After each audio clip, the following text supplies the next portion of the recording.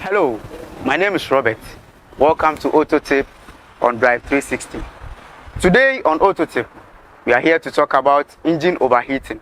Engine overheating is when the cooling system fails to take excess heat from the engine, causing the engine to heat more than the normal temperature. When this happens, anything around the engine becomes hotter and it can leave you stranded while driving. I'm here to give you some tips on what to do and how to prevent it. With engine overheating, some of the things you will realize is that your temperature gauge on the instrument cluster spiking to H or moving to the red area of your temperature gauge. This shows that the engine coolant and the engine itself is getting hotter. Cloud of steam coming out of your engine compartment. This often looks like smoke. When this happens, your cooling system might be leaking.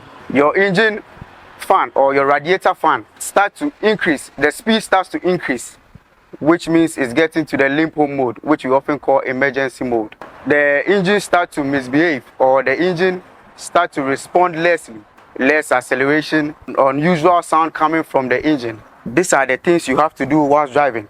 Do not panic. Pull over at a safe location whereby you will not endanger other road users. Turn off the engine. This is the surest and the fastest way to cool down your engine.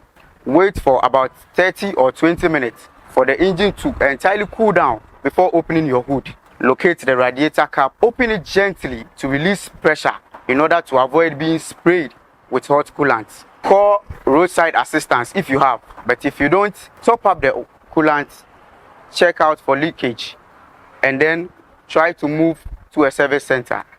In case you still don't have any service center around, wait till your mechanic arrives.